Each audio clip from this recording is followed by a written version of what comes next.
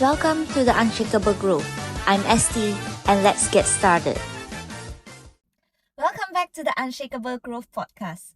Today I'm really excited because we have an amazing guest with us, Maavis. So Maavis has gone through the experience of moving to a new country, which is here in Australia. He has a huge life change and he's going to share what it's really like, the ups, the downs, and everything in between. If you're ever thought about making yourself a move or just want to hear an inspiring story, this episode is for you. Let's jump in. Welcome, Maavis. Thank you. It's really nice to see you again, Esty. Yeah, tell me a little bit about yourself, like where you're from and what makes you to decide to move here to Australia. Like you said, I'm not from the country. I moved here, so it has been 7 years ago. And the whole plan was for my wife to come and study in Australia, most precisely in Sydney, and then to work at the same time, just to be able to explore the country as it is. My wife was a big fan of Ian Thorpe. This is what actually brought her to dreaming about coming to Australia to study, work, and explore the country. And you said that you moved here. So where were you originally from? So my wife and I are from Mauritius. It's a tiny island in the Indian Ocean with just 1.2 million inhabitants, so really small. And moving to Australia, to a big country, was a whole lot of change for us. What was the primary change that you've realized since you moved here? First of all, if you know people in Mauritius, they do things in big groups, like in family, and here it's very individualistic. So when we came to Australia, the whole big change was all about family and friends, because we were just away from our own people. Yep. But we had to start again. So new friends and people we could talk to, people we can relate to, really. And just now you mentioned about friends. Did you have any friends before you moved here? Did you know someone? We did have an acquaintance, but it was not a friend then yet. Okay. Yeah, it was just someone in Mauritius who knew someone in Australia, and we were just, coming from Mauritius to Australia, we had to meet that person. As a point of contact. Yeah, it's a friend's friend, basically. Okay. And how do you find yourself to blend into the people here in Australia? First of all, I'm a very introverted person. Yeah, I Not can a lot tell. of people can say that, but I am. And it was hard for me to actually start conversation with anyone in the country here. First of all, just because of the differences. We can speak English, but and English is actually our third language. So it's not our primary language where you can easily express yourself in English. Yeah. As much as we can, but it's not as much as, people in Australia. It's different. So when we were talking to people in Australia, we would get differences at times or misunderstanding lots of time, just because, the person is saying something and I'm just responding something else. Quick example was someone said, "How are you going?" And I was like, "Oh no, well, I'm going by train. Why do you need to know that?" So that was funny then. Yeah. But then I realized that what he wanted to know was just, how am I doing? But why not say so? Yeah, I guess this reminds me about some things like when you get this question, who are you flying with? Like, supposedly that question is asked towards which airline are you flying with? Right. But being a non-native speaker, you kind of get it as, oh, I'm flying with my wife, or Yes, I'm flying with exactly. my friend. You would just Right? take it literally. Same thing Yeah. happened to me when I was talking to a group of people who were saying, "Oh, you're gonna go to the treetops. That's great. Break a leg." I was like, "No, I won't. Why do you say that? That's so rude." But what they actually meant was have fun. Break a leg means have fun. Yeah, that's right. I guess that's one of the challenges that you might face, right? There was definitely a language barrier. Uh-huh. Mostly because of the slang, because in Australia, as you know, people say things differently. It's not right or wrong, it's just different. So they would say, for example, so if you ask them, how are you? They would say, not bad. Mm-hmm. You're just thinking, oh, okay. And where do you live? Not far. So, you know, in my country, we Yeah. would just say, how are you would be, I'm fine. Or where do you live? I'll just live there. Yeah. It's close by. So they tend to use slangs that just complicate things for me personally. And previously you did mention that you've moved here for 7 years already. And do you see any differences of now compared to when you first moved here to Australia? There was a big difference, a Yeah. massive difference actually, Mm-hmm. because when we first started, it was different in the sense that we were still struggling to make conversation with people Yeah. or to actually get our ways around. Mm-hmm. It's a different country with different ways of doing things. I remember going to a plan from point A to point B would just be putting it on Google Maps. Yeah. Whereas in my country, we'd never use Google Maps. Oh. We just know exactly where to go. Yeah, It's that's right. just Because you're so familiar with the place. Yes, exactly. Born and Yeah. raised there for 30 years, so it made it easy. Yeah. But now coming to here, different. It's technologically a bit more advanced in the infrastructure point of view. Mm-hmm. So yeah, everything is just a bit different and advanced, I would say. Yeah. And that's really good to hear that you are blending into it. It took me 7 years, Yeah. but finally there, I got my ways around in the country, in the city, Yeah. and also it's really fun to live here. As much as it's different, we learn to embrace it and take advantage of things we have in the country, the good things. Yeah, that's good to hear. And just now you've briefly spoke about friends. I just want to bring that topic back. You mentioned that you didn't know or you only have one acquaintance when you moved here. How did you expand your circle of friends since you are here for 7 years? Is there any advice that you can provide? So first of all, my wife had a brilliant idea, which unfortunately didn't work for me. What was it? So her idea was to meet strangers, like groups of strangers Yeah. in different places. So it's called a meetup group in Australia. So this is where foreigners would meet in Bondi Beach, for example, or in a park in Sydney Olympic Park. And they would just talk about the experience. So, you know, if there's people from the same country, they can converse and relate to things in their own cultures, which is great. But if not, they would just have that opportunity to meet someone who's new to the country, just like they are. So that didn't work out for me. Oh, how so? Like, what was the challenges that you faced? Well, we went out to meet a group of people and it was just too overwhelming. Like, people would just talk about All sorts of things. all sorts of things that wouldn't be interesting to us, or anything that we could relate to, because each one of them would be like a different country, a different kind of English. So it was more confusing than actually helping us. Okay. But what I realized after a few months is, when I applied for a job, I went there and I was, like colleagues, you would talk to these people about work, right? But from time to time, you would also talk about your personal interest. And this is where I started my connection. So after 2 years, when you leave the company, you still made friends, not just colleagues. So Okay. you still talk to them You still keep in on touch. social media, or you just meet them from once in a while, just for lunch or dinner, or just a coffee at times.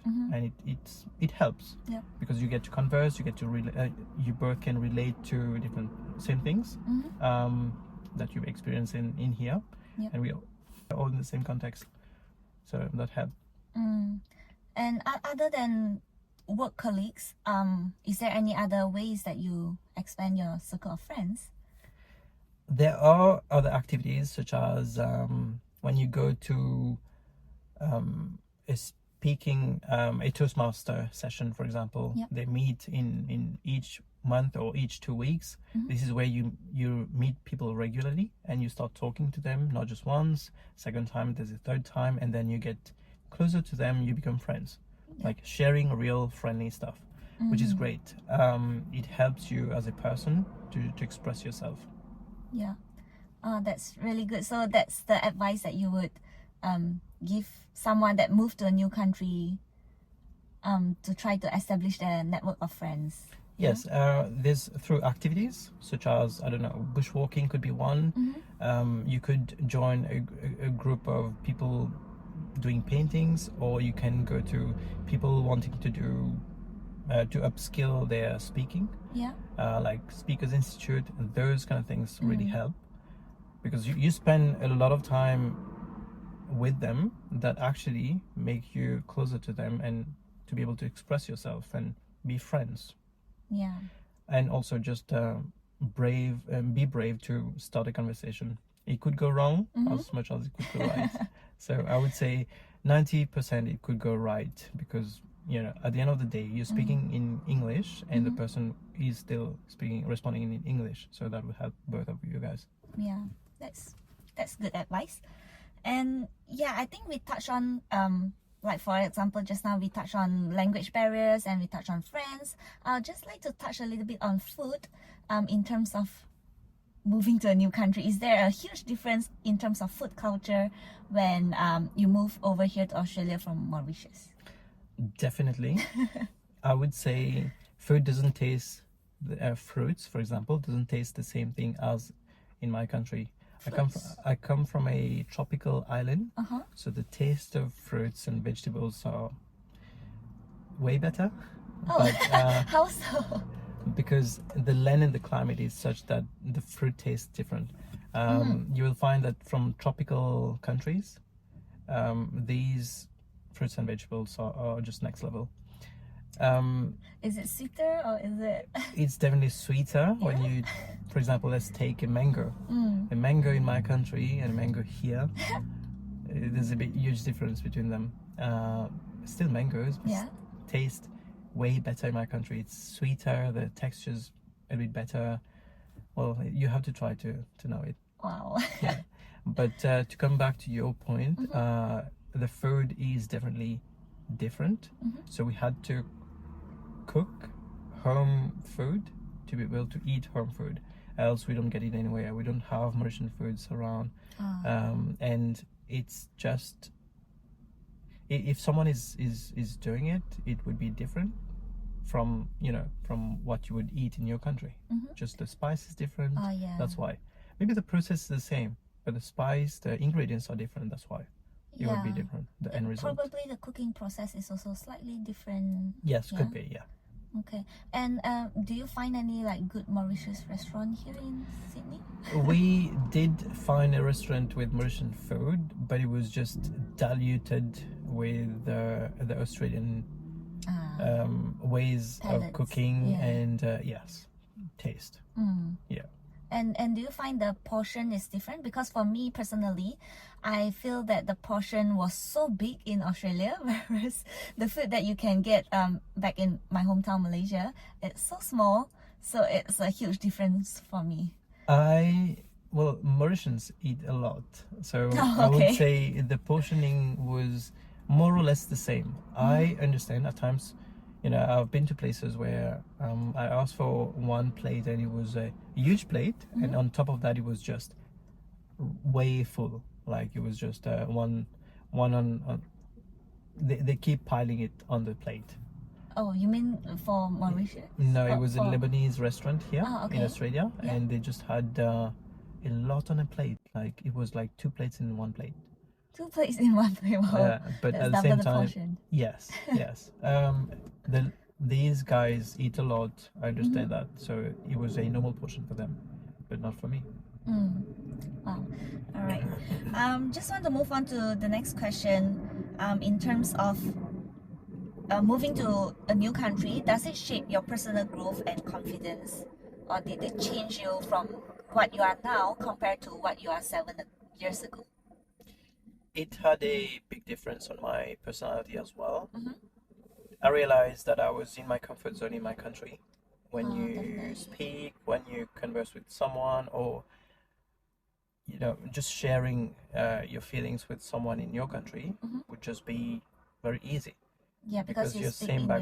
your Yeah, the language makes a big difference because you're speaking your own language where you are so at ease and comfortable, and also you can easily relate to things that the person is saying to you or you to the person.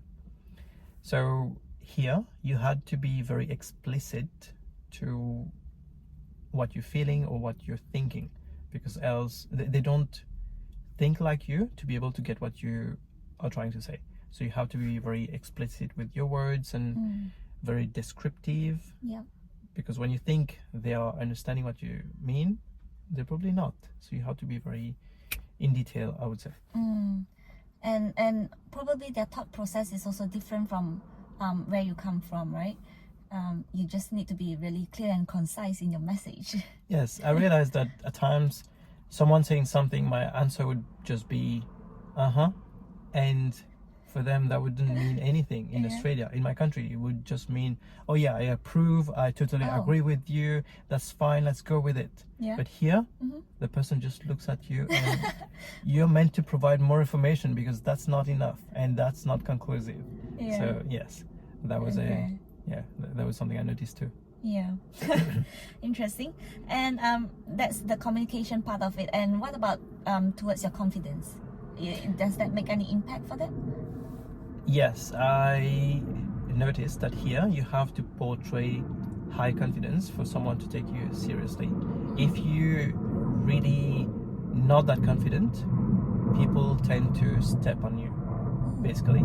So I started as a kitchen hand in a restaurant. Okay. And while I was in the kitchen, it's high pressure. You have to be quick, you have to be precise, you have to be clean, which is great, but it's just having all this at the same time, that's a lot of pressure. And when you're asking something to someone, if you're not confident enough, that person would just ignore you. So you have to make yourself heard in terms of your volume, like your voice, and also whatever you're saying, you need to be loud and clear, basically. So when you are not, people tend to either ignore you or just don't take you seriously. You can wait. If you're asking for something, you can just wait. Whereas if you have some authority in it, it's respected. Yeah, no matter which position you are working as, right? Yes, you need to show confidence. Confidence is key when you are in Australia, I would say.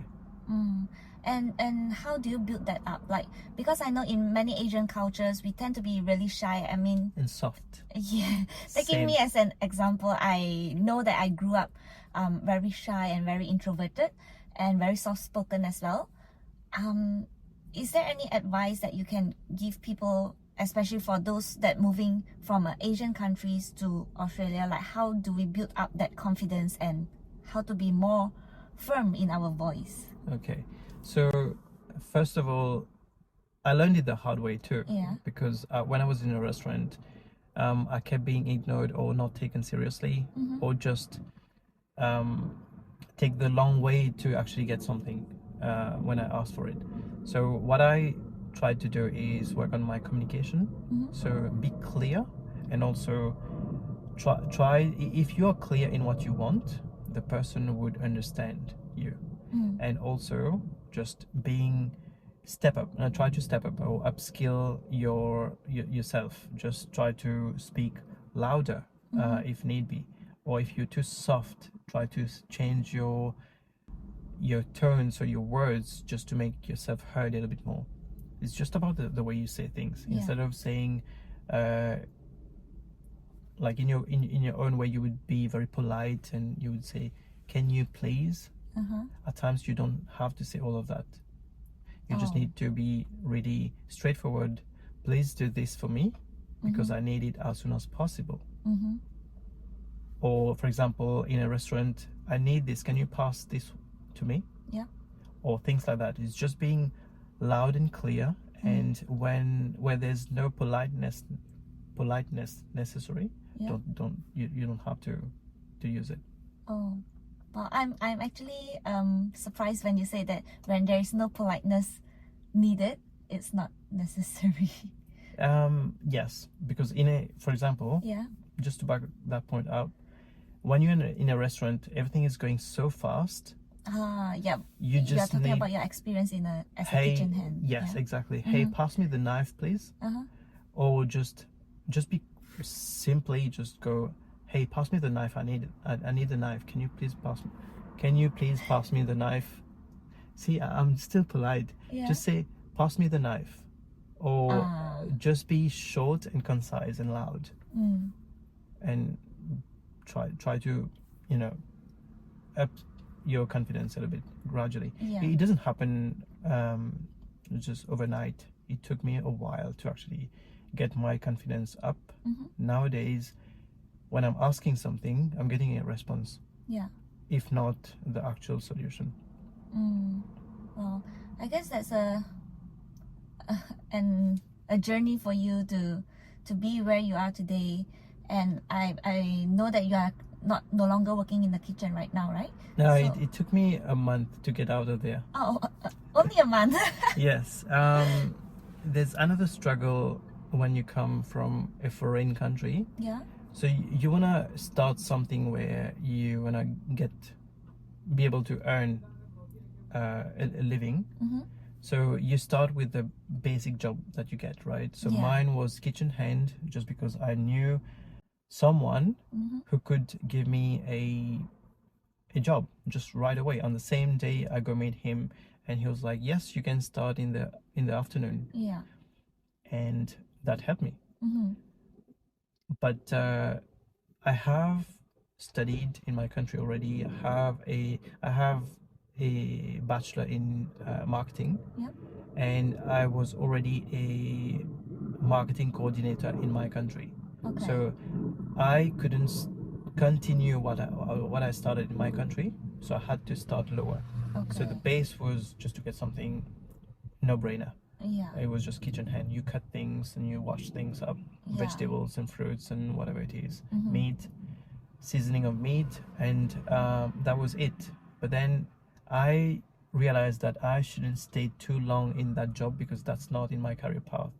Yeah, that's right. So it was a struggle for me to actually step out of it. Mhm. I wasn't made for kitchen hand, that's for sure, Yeah. because I like things to be really clean before you could actually season it. Well, they do it differently. They just, it's like a machine, you chop, you dip in the water, you season it, whatever, and it's done. But for me, it was just not something I would want to do for a long term. So I had to get out of it. Yep. And get back on my Marketing career path. Yeah. Yeah. So that's what I did. I did kitchen hand for a month, and then started applying for jobs in marketing. Yeah. It took me a while, because I was getting interview calls, but I couldn't take them because I was just working in the kitchen. Yeah. But then when my shift was over by the end of the afternoon, by 5 or 6, offices are already closed. So it was going on in a loop. Like I was getting calls, but I couldn't answer them. When I was calling back, they could call me back. They were just no results from there. No real, no result that I expected. Yeah. So how did you get out of this loop? So I decided to stop the kitchen hand job just for a month, and then focused on my applications. So I was doing applications every day, and I was getting calls for interviews, for first screening interviews, and I just was able to answer them because I was at home, just focused on that. So in a day, I would do 5 applications on Seek, and in a week, that would be 25 applications already. Yeah. And in the second week, I started getting calls, because they wanted to know more about me. So I was able to take the calls, answer them, and then in the third week, I was able to go on a face-to-face interview. Yep. And my first interview was great, but it wasn't enough for me to land the job. My second interview was a good learning from the first one, which I applied in the second one, and that was perfect, and I got the job. So I started as a sales and marketing coordinator. And then from there, I climbed up to assistant product manager in another company. And then I moved to a marketing manager in the current company I'm with. Yeah. So it took me 7 years. Wow. And just to link back your experience to the communication part plus the confidence part, how does that play a role in your corporate world or your corporate career path to implement all these things or the things that you've learned across these 7 years? So communication is key when it comes to any job. Yeah, no matter And- it's a kitchen hand or in a corporate world. Yes, exactly. And in a corporate world, there's a bit more writing, Yeah. written Oh, yes. communication. So this is where you need to excel, because in my line of work, we talk to managers and directors and groups of salespeople, Yeah. marketing agencies. So the communication should be tailored, Yeah, but at that's the right. same time impactful. Mhm. And since I am a marketing manager, my job is about communication. I need to be able to Yeah. communicate about new products, Your products, yes. new strategies to the team, Mhm. and basically training the team about anything new that we launch. Yeah. Any campaign, any communication campaign that we do, Mhm. we need to be really clear and concise with our communication, be it verbal or written. Yeah. Yeah, that's good to know. I guess a lot of people might have left out that written communication part because I believe in Australia, like verbal is the main thing. The verbal communication is one of the main part of it. But yes, I agree with you that the written communication part of it, it's quite important in a corporate world as well. And I would just go as far as even saying that, that communication Mhm. needs to be at the start itself. So I would say when you're writing your CV, your written communication in there should be just on point, because they will judge you based on that piece of information that they have from you. Yeah, that's right. I mean, like, that's basically presenting yourself in a written way before they actually get to see you in person. Or Exactly. It's all about how you sell yourself. yeah. Oh, I like that, how you sell yourself. Yeah. I mean, that was a really good conversation that we had over here. Thank you so much for sharing all your journey and all the insights and tips that you have for us. If you have any last advice for people that would be moving to a new country, what would it be? A final advice. My last advice would be resilient, because it's a new country, yes, but you need to believe in yourself that you can actually do it. There'll be difficulties along the way.